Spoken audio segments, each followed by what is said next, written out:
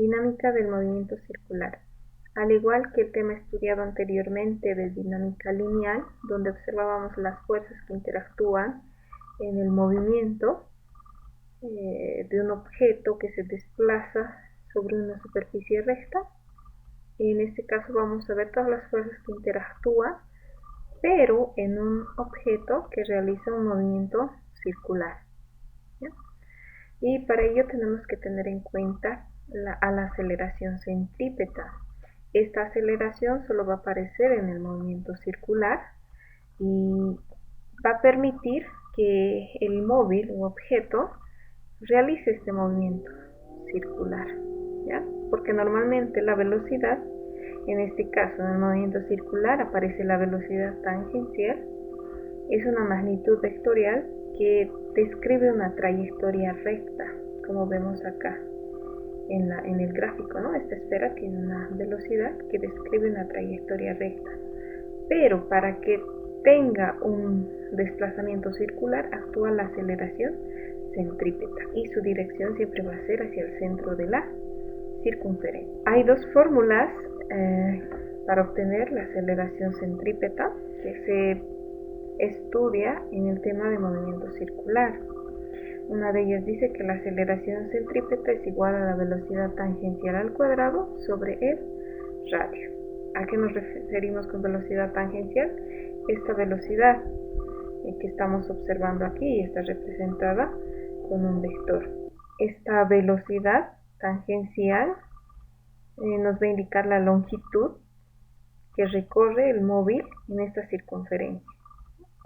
¿Qué longitud curvilínea está recorriendo por cada unidad de tiempo? Eso es lo que nos indica la velocidad tangencial. Pero también tenemos que la aceleración centrípeta es igual a la velocidad angular al cuadrado sobre el radio. ¿Cuál sería la velocidad angular? Esta velocidad nos va a indicar el ángulo que describe este móvil por cada unidad de tiempo, ¿ya? Esta esfera, por ejemplo, o esta circunferencia, tiene un ángulo de 360 grados. Esta esfera que está haciendo este movimiento circular, ¿qué ángulo recorre por cada unidad de tiempo? Eso es lo que nos dice la velocidad angular. ¿Cuánto de ese ángulo, de esos 360 grados, recorre por cada unidad de tiempo? Es decir, por cada segundo. Bien, y tenemos que tener en cuenta también que para resolver los ejercicios de dinámica circular vamos a aplicar la segunda ley de Newton. Y en la segunda ley de Newton, en el caso del movimiento circular o de la dinámica circular, ya no aparece la fuerza resultante, sino tenemos a la fuerza centrípeta, ¿ya? Que es lo mismo que la fuerza resultante porque es la sumatoria de todas las fuerzas que hay. Esta fuerza no se grafica, ¿no? Como la fuerza resultante, no la graficábamos, sino que la obteníamos de la suma o resta de las fuerzas que interactuaban, lo mismo, de la misma manera lo obtenemos. Y esta fuerza centrípeta va a ser igual a la masa por la aceleración centrípeta, ¿no? Esta aceleración que siempre va en dirección al centro de la circunferencia. Pero recordemos también que esta aceleración centrípeta es igual a la velocidad tangencial elevado al cuadrado sobre el radio. Y de eso tenemos esta fórmula. Y también esta aceleración centrípeta es igual a la velocidad angular al cuadrado sobre el radio, y reemplazando eso tenemos esta fórmula. ¿Cuándo vamos a usar cada una de estas fórmulas? Esto va a depender de los datos que nos den. Si en el ejercicio nos indica, nos pide o nos da el dato de la aceleración centrípeta, pues usaremos esta fórmula. Si en el ejercicio nos habla de la velocidad tangencial, pues vamos a usar esta fórmula. Y si nos habla o nos pide de la velocidad angular, usaremos esta otra. Entonces dependerá esto de los datos que nos dé el problema, ¿no?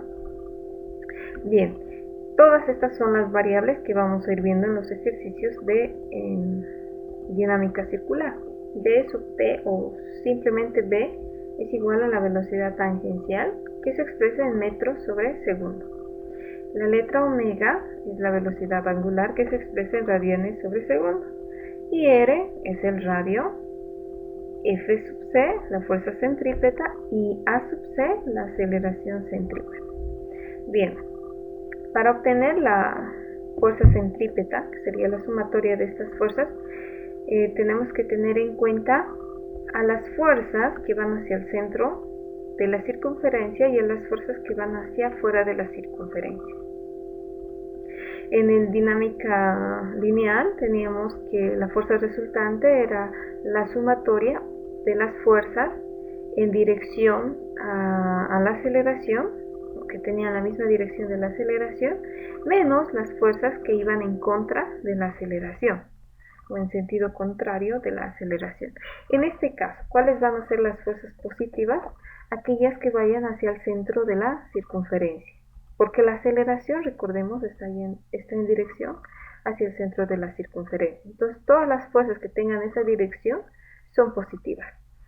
Por ende, las fuerzas que tengan dirección contraria, es decir, que su dirección sea hacia fuera de la circunferencia, van a tener signo negativo. También tenemos que tener en cuenta que ya no vamos a ver o nombrar al eje X y Y como tal en el caso de los ejercicios de dinámica circular, sino que vamos a tener al eje tangencial y al eje radial. ¿Cuál es el eje radial? El eje paralelo al radio. Recordemos que el radio parte del centro de la circunferencia hasta el extremo, ¿no? Esto sería el radio. Entonces, la paralela al radio es el eje radial. Y la perpendicular al radio, la que va en la dirección de la velocidad tangencial, sería el eje tangencial. Para obtener la fuerza centrípeta, vamos a hacer la sumatoria de las fuerzas que estén en el eje radial.